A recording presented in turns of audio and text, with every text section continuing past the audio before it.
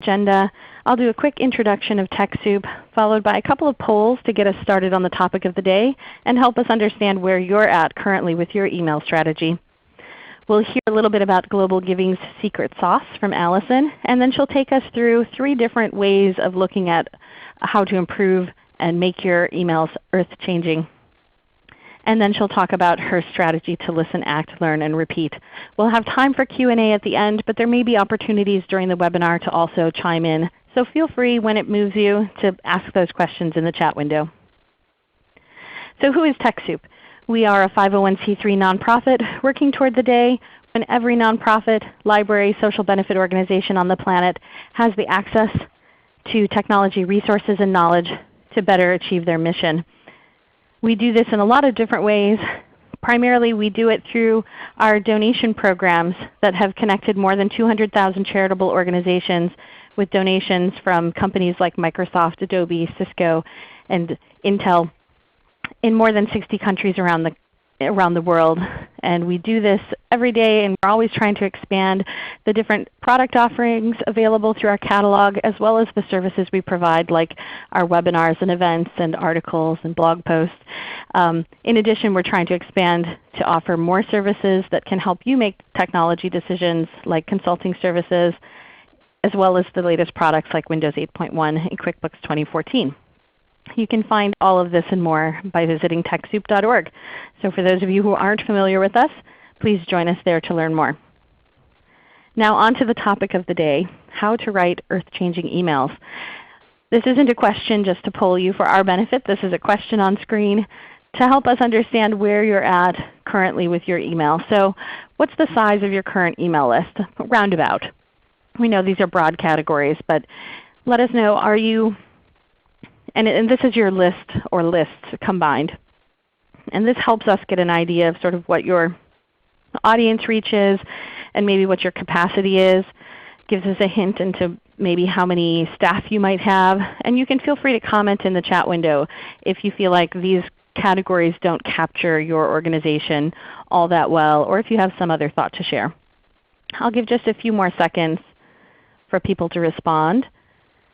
It looks like the great majority have email lists that are either 1,000 or less or 10,000 or less, which is really helpful to know. I'm going to go ahead and look at the results here. And I have people also chiming in the chat to let us know, so this is great. Thank you for participating. And one more question for you. And so we have one person commenting that their list is 1,500 or so it's not anywhere near 10,000, but it's slightly more than 1,000. So yes, we know our categories don't capture everything, but it's helpful for us to know and to guide Allison as our expert in what kind of audience reach you're currently working with and what kind of capacity for email you're handling on a daily basis. A couple of other people have commented 2,800, 2,000, so it might have been helpful for me to have another category there in the middle. One of our commenters asked, not sure what you mean by email list. Is that our contact list or people that we regularly send group emails to? I think that could include both, but I'm really thinking of your bulk email list, so the people that you would send a newsletter to, for example. So let's go ahead and look at our next question before I hand it over to Allison to take us through some of her earth-changing tips. Have you done A/B testing on your emails before? This is a yes, no, and not really sure what it means. And it's totally okay to say that you don't know what it means. That's what this type of event is geared toward, is to make sure that everybody is on the same page and can utilize the tips that Allison brings to us today. And so in doing that, we want to make sure everyone knows what we're talking about. And it looks like quite a few aren't sure. And so maybe one way to start us off is, well, we will be talking about this further into the webinar topic as well.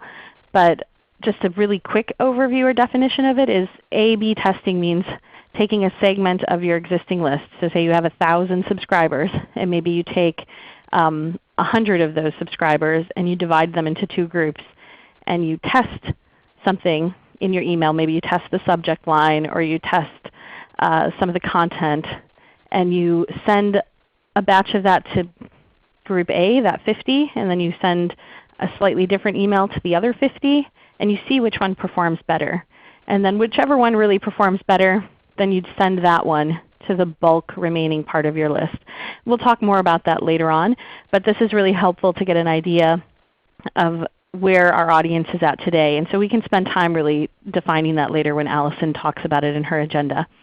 So around almost 70% say that they're not sure, and the other 26% are saying that they aren't using it. So this is a great opportunity to talk about how that can be leveraged to help you improve your email.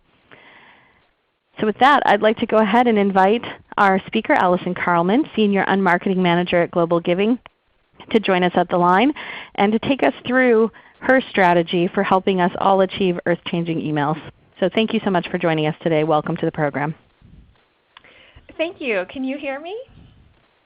Loud and clear. You sound great. Great. Well, it's such a pleasure to be here today. It's so exciting to see all these names popping up.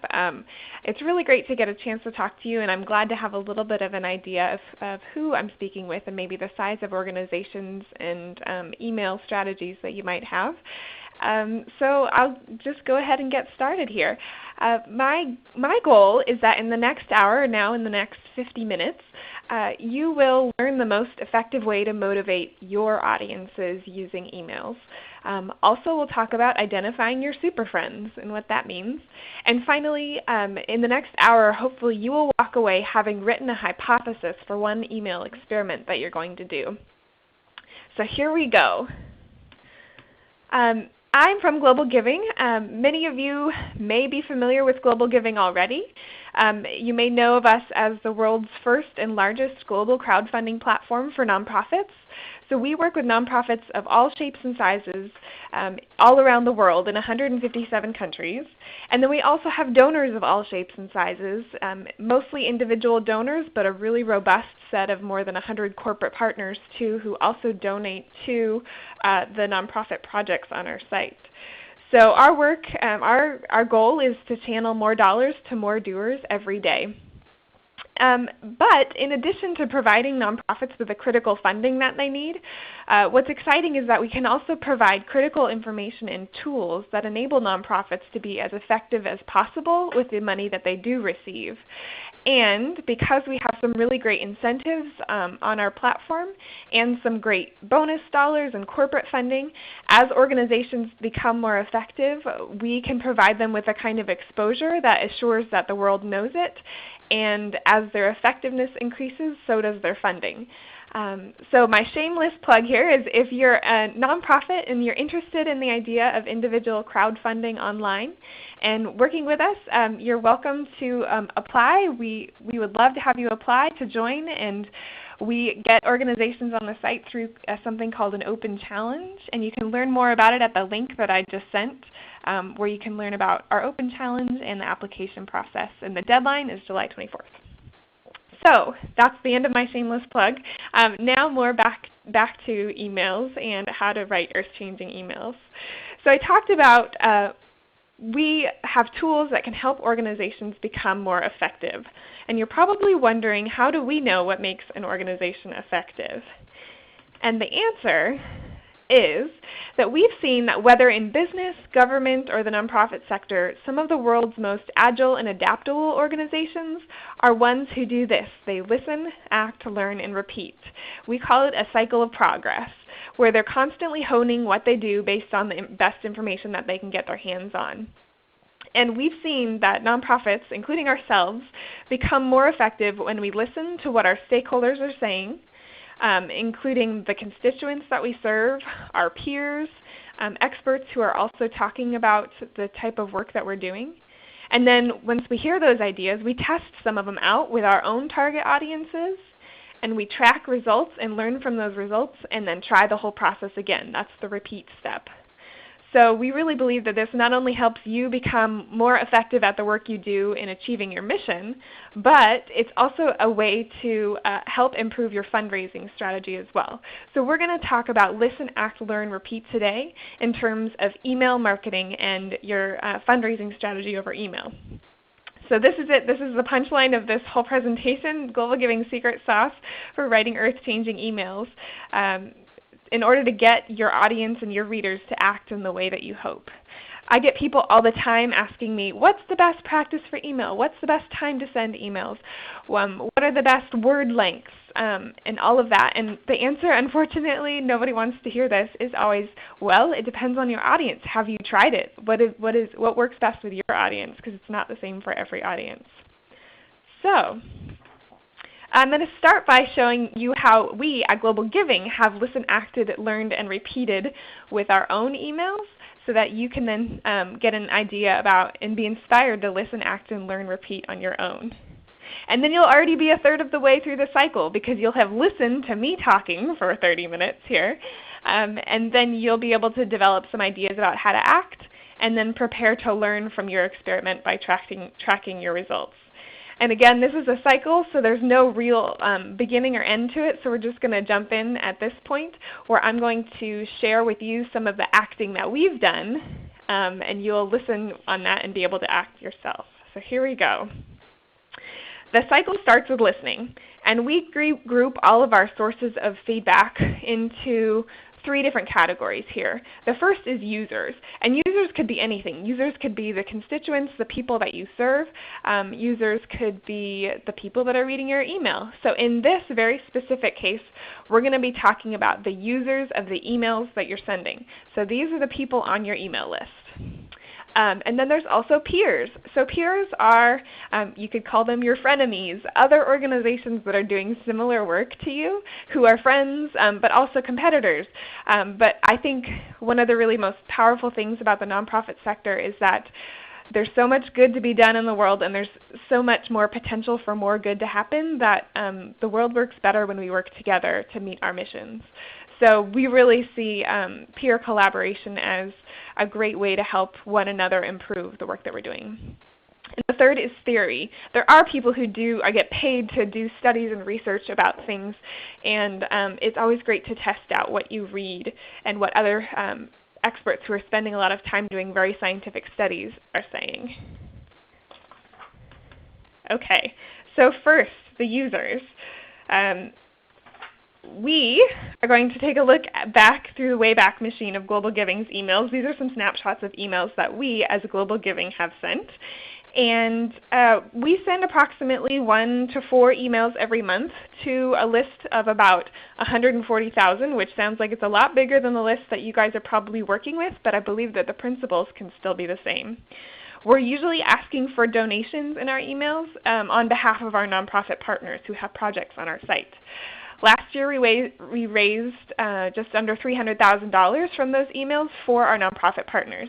And this year we're poised to do even better, because we'll continue to test, and find out what works with our audiences.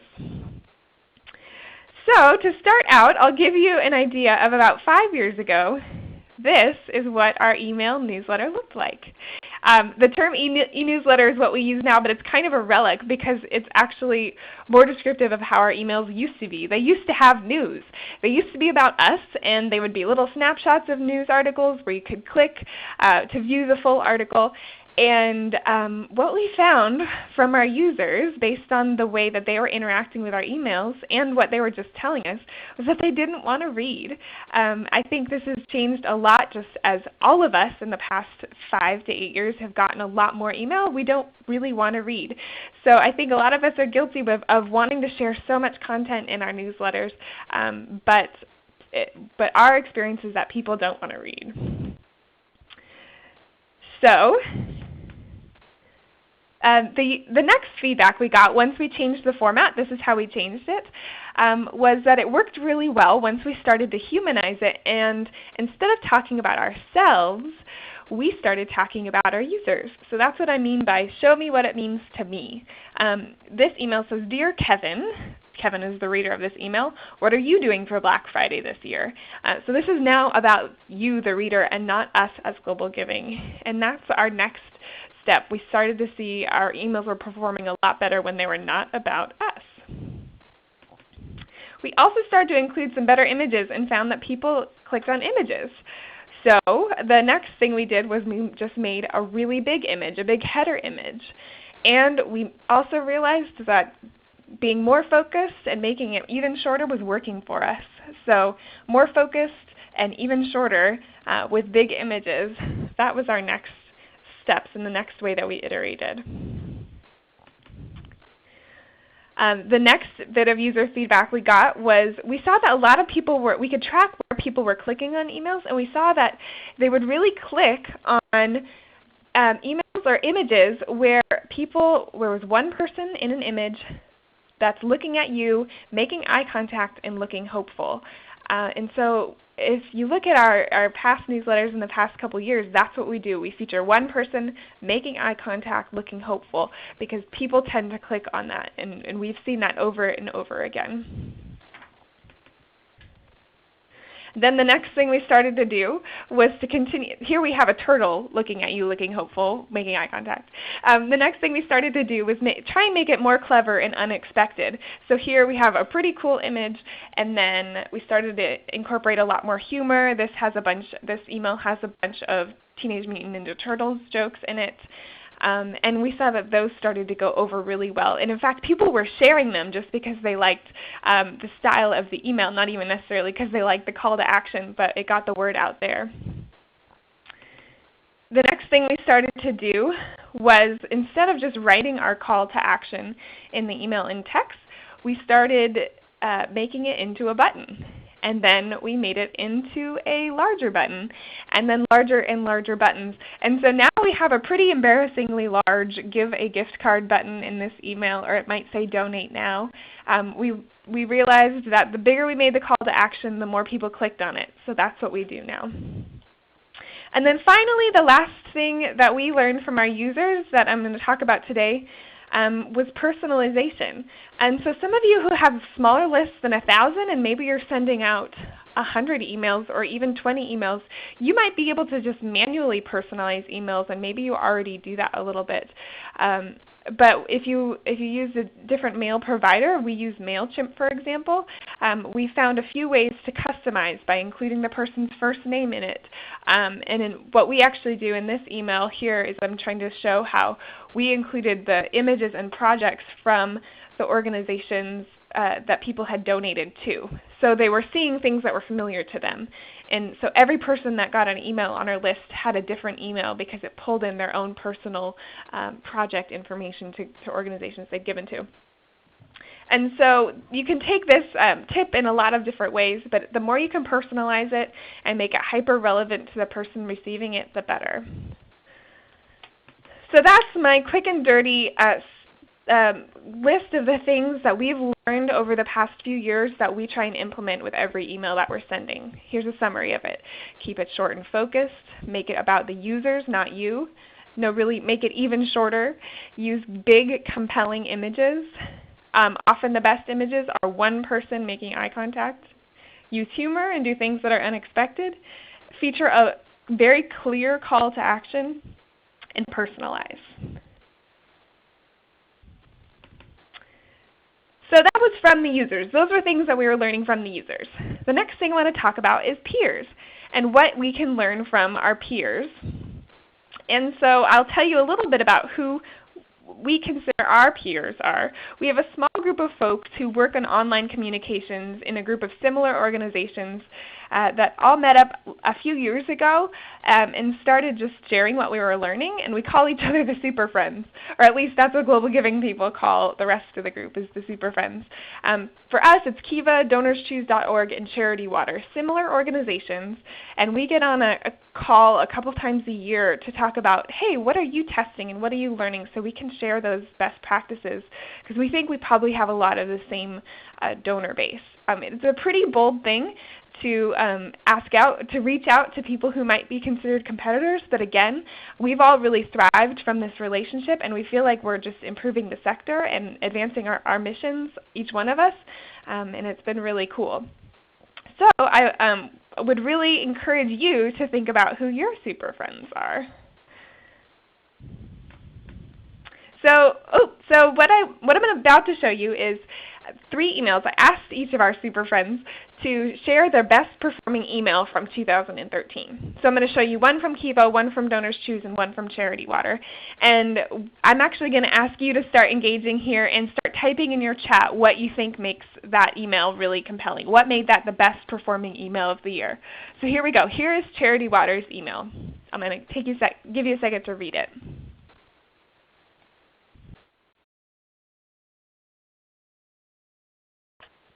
And as you're reading, you can start typing into the chat to tell us why you think it was their best performing email. So it looks like some of the comments coming in, some people are suggesting Story says little text. Christy suggests it's a pic of a family. Kimberly says the picture.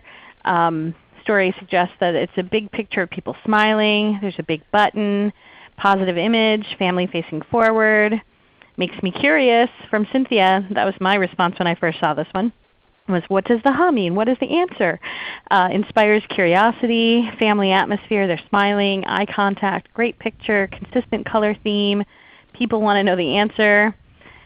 Good humor, asks a question, visually very appealing, hopeful, little amount of text. Somebody asks what's the subject line of the email. We can't see that in here. I don't know if you know what that is. I don't know another what that person is said either. it's unexpected. You do know what that is or you don't? Sorry. I don't, no. Okay. That's okay. It's zeroed in on water, talks about giving, assuming most people want to give. And somebody says it's the huh. It's a button. I love it. Really creative.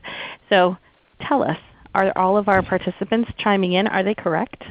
I think you all nailed it, and I don't actually know what the perfect answer is, but I think we can all guess.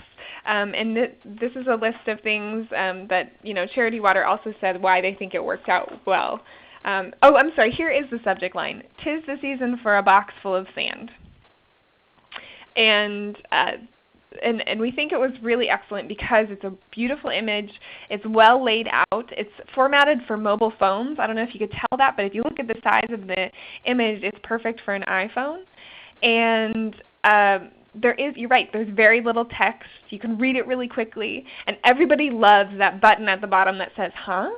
Everybody would probably just click it because you're like curious, what are you going to tell me? Even if you didn't read the text above it. So those are things that they had narrowed it down and iterated to come up with a really powerful email. And you can't keep us in suspense, so we need to answer what the huh is too, because that was my question when we first looked at it. Then the huh talks about, I believe it's like a biodigester that they're helping families with in Cambodia. So that's what they're trying to talk to people about. So if you think that your nonprofit does work that's not very sexy, here's a great job of talking about a not very sexy topic in a pretty sexy email. That's great. And one of our participants comments that their friend's daughter just got back from Cambodia doing exactly this work. So a little connection there. That's great. Oh, that's awesome. Okay, so then here's the next one. This is from DonorsChoose.org, and the subject line was Urgent Classroom Request.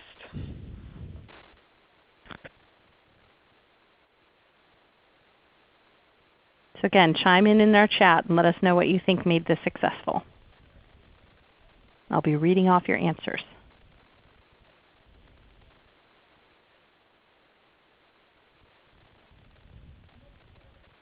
Max comments that it's personalized, hopeful kids, large link. Stacy comments very specific request. Vicki, happy smiling kids. Susanna, hopeful little faces, personalization.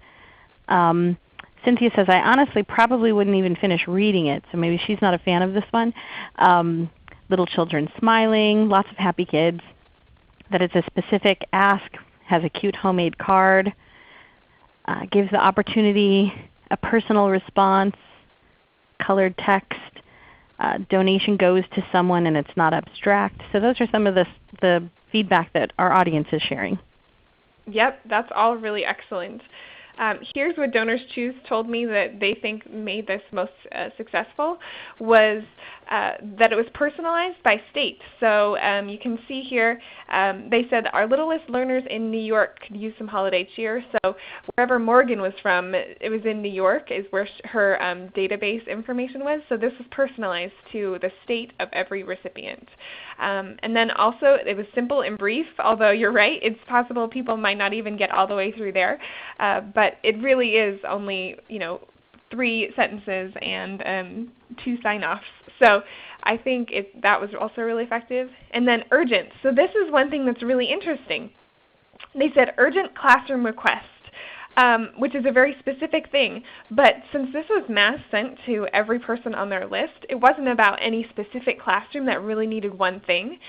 Just using the word urgent and made it actually feel urgent for people. So they didn't even have to get into what was urgent about it, that it still created a sense of urgency and people gave.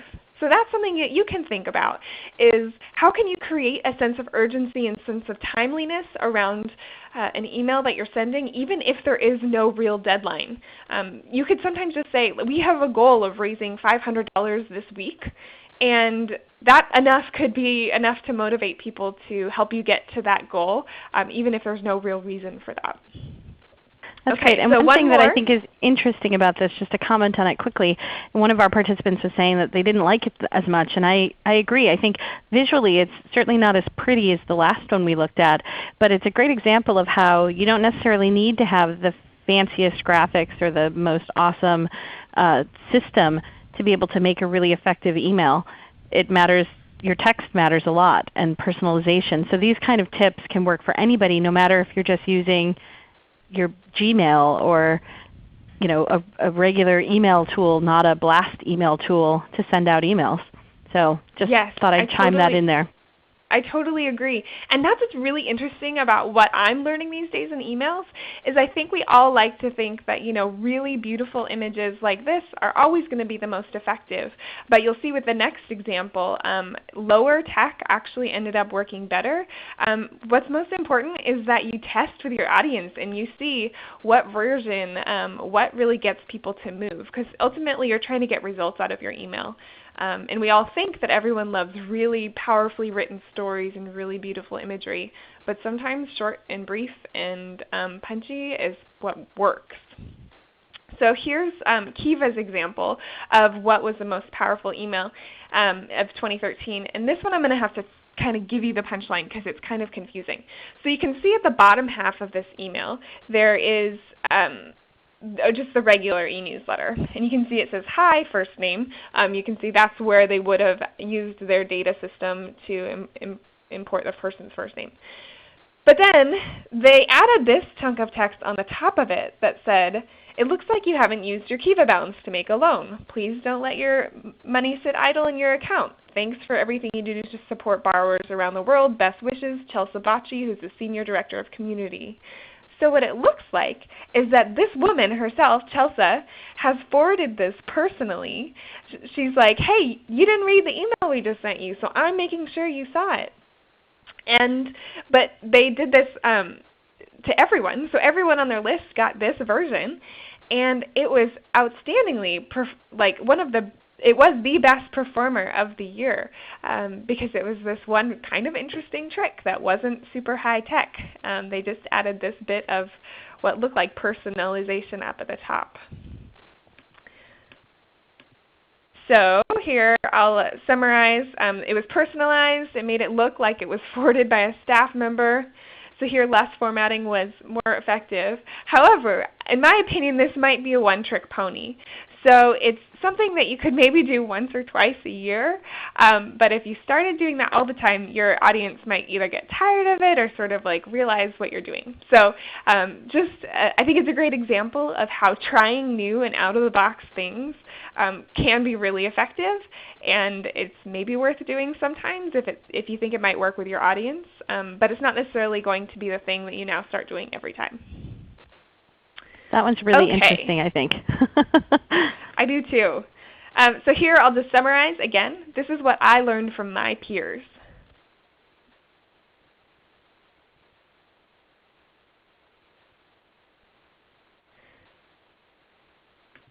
Okay, so I want to ask you who your super friends are, who your peers are. We talked about it a little bit earlier, but I'd love for you to just spend 30 seconds thinking about who could you ask next week when you're writing an email to go to your supporters. Who could you gut check it by? Somebody outside of your organization that already does this, who might be able to just say, oh, we learned a long time ago that shorter subject lines work better with our audience. Some ways that you could find these people if you can't think of them would be Facebook groups. Right now I'm on a Facebook group called DC Social Media, and people post requests all the time, and hey, have you ever tried this, or does anyone know what this is? Another thing would be conferences like N10, the Nonprofit Technology Network conference, or Social Media for Nonprofits conferences come through lots of cities in the US and all over the world actually. LinkedIn groups are a really great way to find a community of practice around the subject that you work on, and find people who work in communications or marketing at those organizations. And then if you can't think of anything, what I've done is I've just even created just my own Google group or Yahoo group with 4 people that I know that all work in marketing at our peer organizations. And we just email the group, if we have a question about something yesterday I saw was like a question about how something works on a Facebook wall, that the group of 4 people all knows each other and we can all respond and learn from one another. Yeah, and then Becky here also said the Net Squared local group in your area. There's a ton of resources. I know it takes time to sort of foster those connections and ask, but you probably already have some of those people. You just might not be thinking of them as a resource to help you improve the next email that you're going to write. So think of your super friends. Okay, and the last thing I'm going to talk about is theory. So people who are doing academic or other research on the topic of what makes people give are a great way that we could start to get some ideas of tests we could do. There are 2 studies that I want to just highlight today. One is this book called The Science of Giving, Experimental Approaches to the Study of Charity. It's a pretty great book that's just a combination of research on different topics about what makes people give. And then the second is More Money for More Good. It's the second in a series of 2 studies by the Markets for Good group about what nonprofits in the US say about their donors' behavior. And I'm going to summarize some of their learnings here. So the first thing that these studies say is that if you increase a donor's emotional proximity to your subject, they will give more.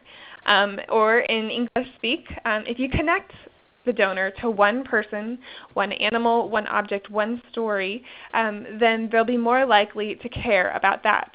It's easier for people to connect to one person than it is to connect to a group of people. The next thing is, now once you've connected them to one person, tell a compelling story about how that person has grown or changed or succeeded because of your help, or how they've gotten to where they're going or need to get somewhere else and need the interaction of the donor. So if you can tell a compelling story, that's really helpful. Third, donors will give if they feel it will bring them closer to people in their own network. I think this one is fascinating. So it turns out, according to this research, that people give often because it elevates their own position among their own friends and network. So if you think about it, if you ever share things on Facebook as a person, just with your own personal page, you often probably share things that you think your friends will benefit from. So maybe it's a funny video or it's an inspirational quote, and you like the feeling that you're the one that brought them that bit of content and they sort of associate you with that content. Or maybe you're always sharing news and facts and you like being seen as an expert in some sort of field. All of our donors are the same, and they want to somehow feel more connected to people in their own network, and so sometimes that's why they give. And so it might even be like, well, I have a friend who, my friend was just in Cambodia doing that similar work, so I feel connected to that, so I will give. So that's something to be thinking about. And then 4, of course, people give more when it's easy. So sometimes they are maybe motivated by your email, but they're going to get tired and move on if it's too many clicks or too much to do once they've gotten into the process of giving. So make sure that whatever you're using, wherever you're directing people to give, is an easy process. And then finally, unfortunately, not all donors are the same. Some people really do want to do all the research to make sure that you are a trusted source that will keep their credit card information safe and use the money as you've said you would. And other people are really just moved by a compelling image or story, and they don't care who you are, they will give because they want to just immediately feel better about the fact that they've helped solve some problem in the world. So that's why, unfortunately, I wish I could tell you just what works for everyone, but I'm just giving you lists of things that organizations, including ourselves, have found that worked for our audiences, and you now have to figure out what works for your audiences. So that brings me to the next part that's going to be even a little bit more interactive. Now that you've heard and listened to what your users and your peers and what researchers have to say, then you get to test it out yourself and figure out what works for your audience. And so the big question then is, how do we know what works for our audience? What do we even measure to know what's working? And there are 3 things that you can kind of test when you're sending emails to see what's working for you.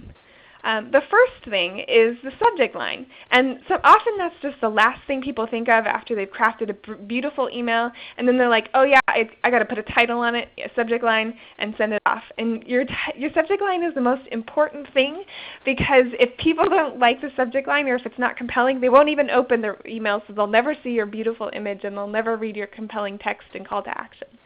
So we test subject lines with what we call open rates. What percentage of your audience, your email recipients, are opening your emails? If you're sending an email through any sort of third-party provider, they will be able to tell you your open rates. So I use MailChimp. I know that they have some free services available for just anyone actually can use their free version, and I think that's a great way. But most any third-party provider will provide you open rates for your emails. Next, does the email content make people want to do more? Does it make people want to click and follow the call to action? And that we just measure by click rates, how many people are clicking on your emails. Email providers like MailChimp, again, will tell you that. Also, Bitly is a link shortening service where you can type in your website URL and it will give you another version of that link that you post as a hyperlink in your email, and then you can track through bitly.com or bit.ly how your link is performing and how many people are clicking on it. Last, does the content of your email and the landing page, so the next thing that they get to after they click on your email, make people act? So are you asking people to donate? Are you asking people to sign up for a petition or an email? That's your conversions. That's your goals, and you want people to convert on your goals. So what is your conversion rate for the email? Ultimately, is it getting people to do what you want it to do? Again, email providers will help you figure that out. Google Analytics can work in some ways to help you figure that out. And if all of this sounds like way too much for you, Global Giving actually does offer all these open rates, click rates, and conversion rates for your email so that you can track your emails that you're sending to your donors through Global Giving. Okay. So now that you're thinking about the 3 metrics that we use to test email, I'm going to get a little bit into an A/B test, and I'll give you an example of one that we've done. So this is the poll that you took earlier. You had the choice to say whether you've run an A/B test and whether or not you'd heard of it before. And an A/B test is very similar. Think back to 5th grade when you learned about the scientific method. It's really just doing a science experiment with your web content. So here, if you look at this bar as the entire list of people that you're sending email to, when we do an A/B test, we take the first 20% of the group and we divide that in half to group A and group B. And you can see that those 2 people, or the people in that group, that 20%, are who we'll send the test email to. And we'll send 2 different versions, A and B, to that 20%, and we'll see which one performs better. A or B.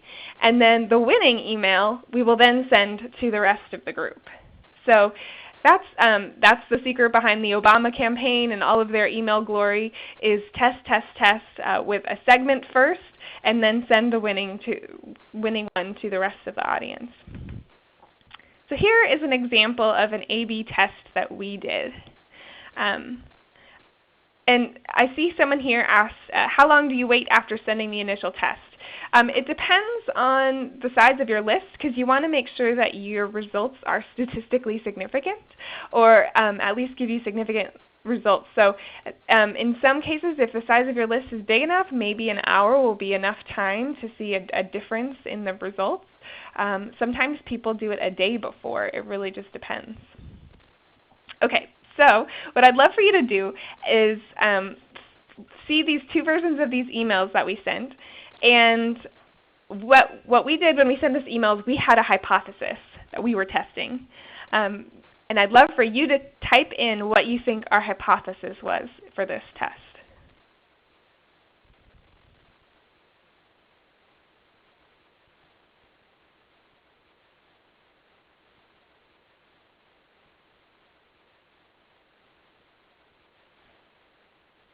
So Jennifer has highlighted what the difference was. Do you want me to call that out? A couple of people have caught on to what it is. So it's really highlighting whether or not having a price tag on those 3 different items down in the lower portion of the email. So in A, you see the prices listed. B, you don't. And that is the big difference. So a lot of people have caught on to that and we're chatting in. So in order to gauge which you think did better, we want to have a little poll again. So go ahead and tell us, do you think that version A with the prices listed performed better than version B? Go ahead and click which one you think. Whether the prices. Go ahead, give the background. Sorry, a little bit of background. This was a Father's Day email we sent where we were promoting these custom Lego sets where the Legos were free gifts with donations to projects on Global Giving of a certain amount. So yes, you got it right that there's the price tag or no price tag. Price tag was A, no price tag was B. So let's give a few more seconds for people to weigh in and let us know. Do you think that A or B did better with the price tags in A or without the price tags in B? And I'm going to go ahead and skip to the results. It looks like the majority, by far, almost 78%, thought that A did better with the price tags and that the prices made a difference in getting people to click through. So tell us, Allison, is our audience correct? All right. So our hypothesis for this email was that if we didn't list the price, the required donation amount, then more people would click through to the main page where then they could learn more about the Legos. And how did it go?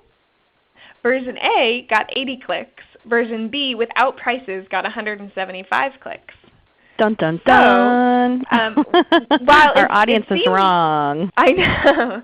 So it turns out that people actually made their decision when they saw the price and they moved on. But they were maybe more engaged and clicked on the email and were willing to read more about it and see more there. And I see someone here typed in the question, what was the conversion though? Because you can see I'm not tracking opens because I had the same subject line for this rate for both versions, so that wasn't a significant factor. And then the conversions or the donations, and that is the great question. I'm so glad you're asking, because that's the most important thing. And we actually did find that the version B was converted better as well. But yeah, I didn't put that in there because I wanted to focus here on just the click rates. That's what we were looking at. But this is really important and why it's really valuable to do that testing, because a lot of us, myself included, when we first went through this in our practice run, assumed that A would have done better, that the more obvious it is, that people know what they're getting into and they know the cost of the service that they might be providing up front, and it turns out that it was just not as, it didn't perform as well. So that's really, I think, helpful, a good reconfirmation of the need to test. Great. Okay, so then now we're going to, it's time for you as the people listening to this webinar to design your own email experiment. So I've demonstrated how we've listened to our users, to our peers, and to experts, and how we acted, learned, and repeated. So I would love for you to start an experiment. So start thinking about what your hypothesis could be. I want you to answer in the chat, I believe that trying blank will lead to higher blank. And the second one will either be higher open rates, higher click rates, or higher donations. And as you're thinking about it, I will summarize some of the ideas that you heard earlier so you can think about them. These are some of the things I heard from users, peers,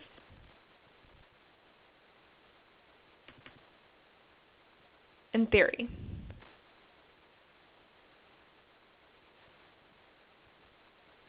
And then also here are the ways that you can test it. So you have to make sure that the metric you're looking at is related to the content that you're testing.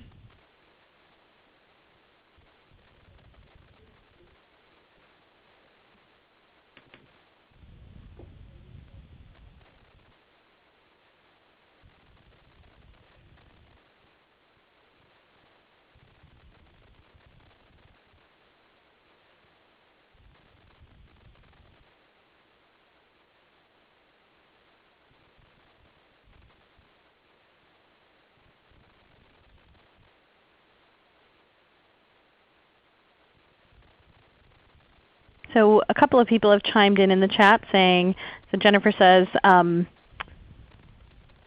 I believe that trying shorter program descriptions will lead to higher click rates. Let's see. That's great, Joyce says that she could test, I believe that trying larger Donate Now button will lead to more clicks. So we have people doing it live in the chat, which is great because this is the experiment that we want you to be able to go back and do with your own email list. Susanna comments, I believe trying listening will lead to higher donations. Who else? Which is great on a meta level, but I'd love for you also to think about what's one specific thing that you could try. So you listened during this webinar. You've now committed 40 minutes to listening. What is one thing that you could do to act? So Malia says, I believe that a hashtag in the subject line will lead to higher open rates. So that's interesting, an interesting idea to test out. Monica says, I believe that trying to tell a more compelling story about one person will lead to higher donations. So that would be testing your conversions. Great. So lots of ideas coming in of ways people could test this. I believe that positive imagery with shorter words and a meaningful purpose will lead to increased donations. Now the one thing with that is that it's really 2 or 3 different things in there. So you may want to call out and test one of those things at a time. Is that the best practice, Allison, to try and test one area in each Yeah, absolutely, test? because it may turn out that they love your pictures and they love the descriptions that you have. Or let's say maybe they love the pictures but they hate the descriptions, and so the results don't change and you won't know why. So if you first test changing the images, and see what the results are, and then you test changing the content and the descriptions and see what the results are, then you'll be able to pinpoint what's made it successful.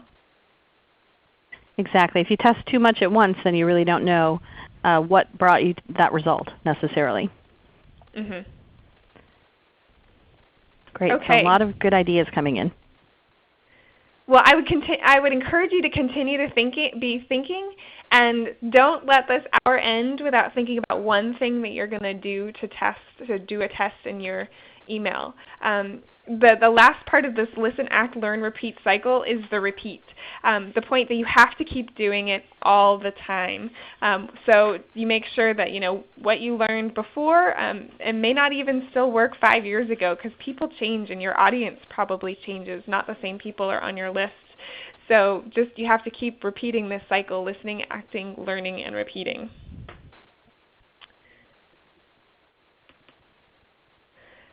So the last thing, I just wanted to go back to the goals that we had for this webinar. I wanted you to think about and to learn the most effective way to motivate your audiences, and that is to learn what works for them. And you do that by listening, acting, learning, and repeating.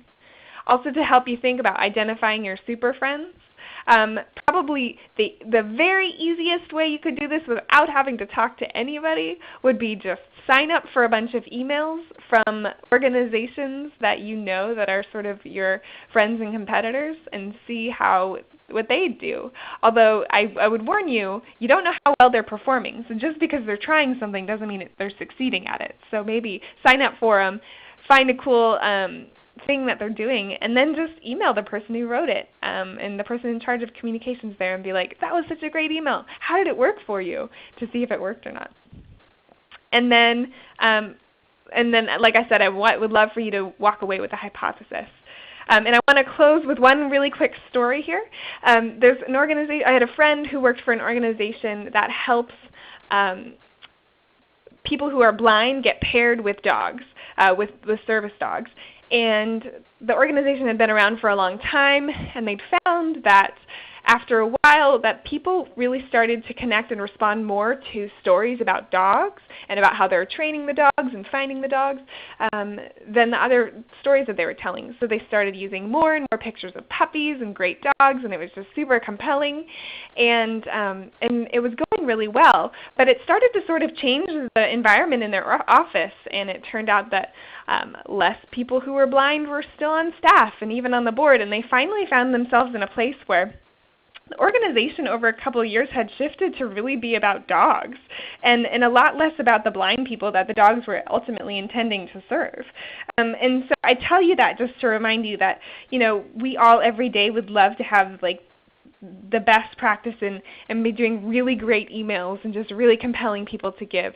But if it's not serving the mission and if it's not serving the dignity of the people that you intend to serve, then we're doing something wrong. So you always have to keep in mind, is this tactic that I'm trying really going to bring dignity to the people that I'm intending to serve? Great story. I love it. And I always love a picture of a dog in any presentation, or a cat. I'm a lover of both. Well, with that, I'd like to go ahead and get us started with questions. Thank you so much, Allison, for the excellent presentation. Feel free to put your questions in the chat. We have just a few minutes to try and get through some. And if we don't get to all of your questions today, you can feel free to ask them in our community forums where we'll continue answering them there.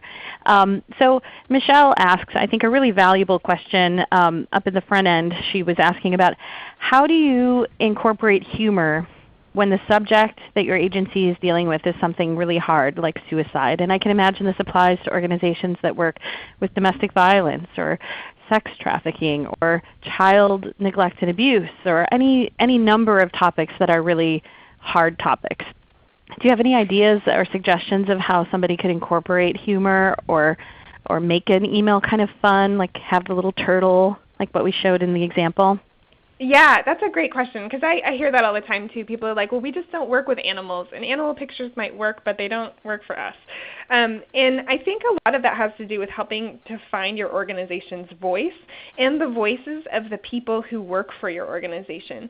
So while the topic of suicide is so heavy, I'm guessing that not all the emails that you write are very specifically telling the story of a family who's survived a suicide in their family. You might also be writing about matching campaigns that are happening or things that are a little bit less heavy. And you can do those things from the voices of the people who work at the organization. And they're allowed to have a little bit more the lighter tone and a more of a sort of human and less organizational tone in the things that they write. And everybody understands that they're people too. So I think it's a matter of honing your voice so that it's always respectful. And so maybe none of your emails are ever going to be funny or have like a super witty or punny headline or subject line. But I think you can also have a little bit of grace with just the words that you're using if they're coming from people and not necessarily signed always just the name of your organization. That's great. Good advice. We have some other questions asking, how are open emails determined and how do you do A/B tests? And that's not so much a question for you, Allison, as much as it is a note to myself that I'll be sure to include some resources for bulk email lists. And none of them are ones that we have in-house. These are all comparison conversations and articles that we've done research on to help you find a tool that might work for you if you need one. Most of those kind of features like A/B tests and looking at click-through rates or conversion rates are something that's built into your email tool or into your Google Analytics or connected with them. So we'll send some resources out after to make sure that you have some options if you think you may want to move to that. Another question for you though before we wrap up here is Nicole asks, how do we develop a larger email list? How do you grow that list, not just serve the people that are currently on it? Yeah, that's a really good question, and I think it's one we're all trying to figure out. I think it has to do with just connecting the people that you know, like if you have events, making sure you have somebody helping sign people up at events. If you have other forms that people fill out at any process. If you are taking donations, are you collecting and asking people if they want to be on your email list there? It is a really hard thing to do, and I think probably the best thing to do would be just to Google that question and see what other nonprofit resources like N10 or Beth Cantor on Beth Cantor's blog are saying about how do you grow your email list. Unfortunately, that could probably be a whole other webinar and one I'd love to sit in on and probably not teach.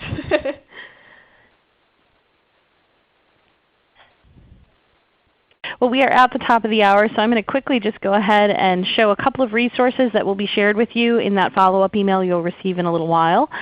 We have some articles already pulled out for you in some forum conversations that discuss broadcast email tools, how you can make those emails more mobile friendly for those of you who ask questions about mobile, some email tactics to employ, how to make the most of your email signatures and the emails you're sending already, and bulk email software for very small nonprofits. So we'll include that in our follow-up email later today. Additionally, I'd like to invite you to attend our upcoming webinars, which would include next week's on looking at the sharing economy, organizations and companies like Kickstarter, Uber, and Airbnb, and what the impact and capacity is for nonprofits to join that kind of economy with the sharing model.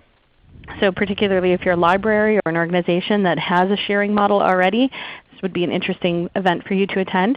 And then we also have another event coming up for libraries on implementing adult library programs with mobile. And then at the end of the month, for those of you who want to learn more about your website and how to improve it, we have a webinar with some experts on how to captivate and engage your constituents. So we hope you'll join us for those. Thank you so much again, Allison, for your participation today. I'd also like to thank— It was a pleasure. Yeah, thank you so much. It was really great. And I'd like to thank Allie on the back end for helping field all those questions. Lastly, thank you to our webinar sponsor, ReadyTalk, for the use of their platform. They make it available to us so we can provide these on a regular basis. Please take a moment when you leave this window to complete the post-event survey to let us know how we did today and how we can continue to improve our webinar programming. Thank you so much, everyone, and have a terrific day. Bye-bye.